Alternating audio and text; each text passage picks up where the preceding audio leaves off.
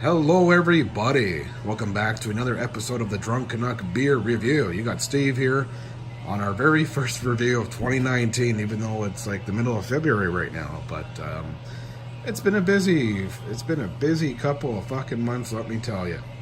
And I wasn't even planning on doing too many beer reviews lately, just because I'm working 6 days a week. There's a lot going on, but there's still a few of you that watch my videos, and I really do appreciate that. And I was actually in the beer store today.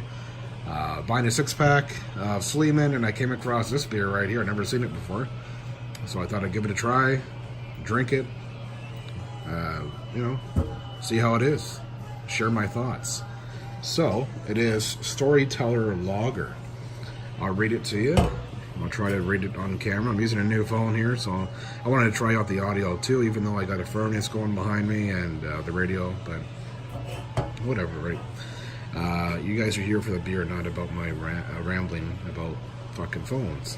This is a Storyteller Lager. It says the best stories are the ones yet to be told. Storyteller Beverage Company. Alright. This is really small print, so I'm going to have to put it up here. It is Storyteller Beverage Company, Toronto, Canada, brewed in Toronto, Canada. And it says here the ingredients are filtered water, malted barley, hops, and specialty yeast. And that's pretty well it. It's pretty plain. Aside from that, it's aside from what I read, and it's 5% alcohol. It's pretty well it, folks. Never heard of them before, so let's try to see how she goes. I got my Heineken glass right back here, courtesy of the Clarkson Bar and Grill. Thank you very much. I got it for free because they discontinued Heineken on draft over there. So there we are. Let's see how this pour goes. It's going to go horribly wrong, but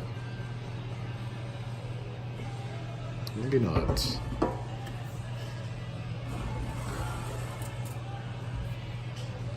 That's what she looks like, folks. Even though, yeah, we're still on the washing machine here. This is my setup. But hey. Really blonde. I was expecting more of like, a piss color like the rest of these beers are, but yeah, it's got a good color to it. I'll give it that much. Add a little bit more. That's left in the can here. Let's see. There we go. A lot of carbonation going on, like a lot, which is nice. Try to give you guys a better view here, but kind of limited right now. But yeah, a lot of head. That's just because I poured it wrong. Yeah, so lots of carbonation. Just gonna wait for the head to settle down there, and I'll give it a try. Be right back, folks. All right, folks. So we're back. I took a few sips already, but I want to give you guys a smell test again first. It smells like a really good beer, honestly, because the hops come through like those fruity kind of hops. I know, yeah, like I said before in my previous videos, when you're watching people review beer, it's so easy just to say, oh, it smells like hops, it smells like this, but there are different kind of hops. Like, my issue, I hate European hops for some reason. There's some that I like, some that I don't. And there are some beers out there that they use a shitload of European hops, and it just drives me nuts, and I can't stand those beers. This is like in the middle. It's not too strong, not too offensive to like the average, Budweiser kind of guy that, drinks their beer like that. So, a little bit of sweetness, fruity hops, a little bit of citrus. That's what I get. Let's try it out. Cheers.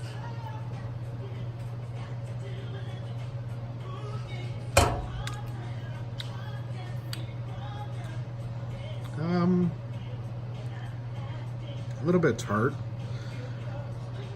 A lot of carbonation still going on. This has been like since I paused and let the head fade and I took a sip. It was like 10 minutes, so still a lot of carbonation going on. Very smooth. It's very dry. After you drink it, it's like the flavor's gone. You don't have much of an aftertaste. I can't find nothing really wrong with this beer. The hops are a little bit overpowering to me, and that's just because I'm an idiot. I just don't like super fruity, hoppy beers. But this is an extreme, so I could drink this. like any other beer. If you meet somebody that says they can't drink this beer because it's that bad, I challenge them to that, because there are beers that are horrible out there. But when you're drinking beer, after like 3 or 4 beers, you don't really give a shit what it tastes like. Let's just be real, all right? And if you do, then you're like a beer snob, and that's great for you. But the rest of us, yeah, I don't know. Not saying there's anything wrong with that, but you know, that's up for debate one day. There are people that just like have their own opinions, right? And there are beers that they just can't drink for whatever reason. Like, even like as an example, I hate Lakeport with a passion. I despise Lakeport. If somebody gave me a Lakeport, I would fucking kill them. Not literally, but you know what I'm saying? Like figuratively, you'd just be pissed. Like, why are you giving me this scum? But you drink it just to respect them, and it's not like you're gonna drink it and puke.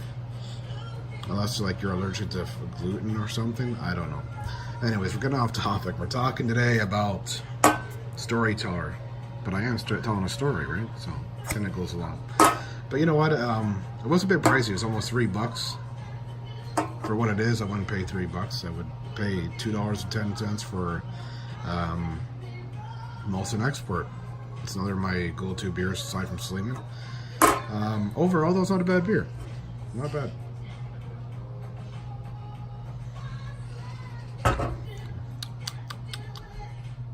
It's very light, it's very clean, it's very refreshing. My only downside is, like I said, those fruity hops, which I'm not a huge fan of, but they're not too overpowering either. So with all that considered, the price being a little bit overpriced for what I would pay for something like this, I'd give it a smack dab 6.5 out of 10, maybe push it to a 7.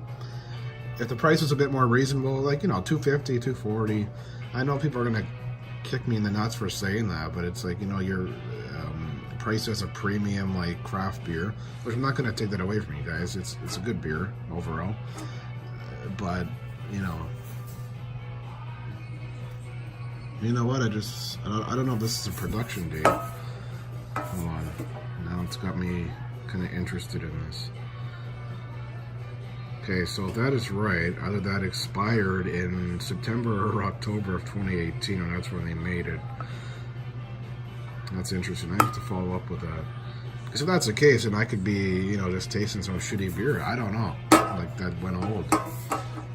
Or, I don't know. It's not as fresh. I know beer doesn't go old in a can, like they say, but it's not as fresh, right? Anyways, I'll stop yapping. Overall, I'm going to give this 7 out of 10. If it was more reasonably priced, like, you know, the $2.40, a tall boy kind of thing, I'd probably give that a 7.5.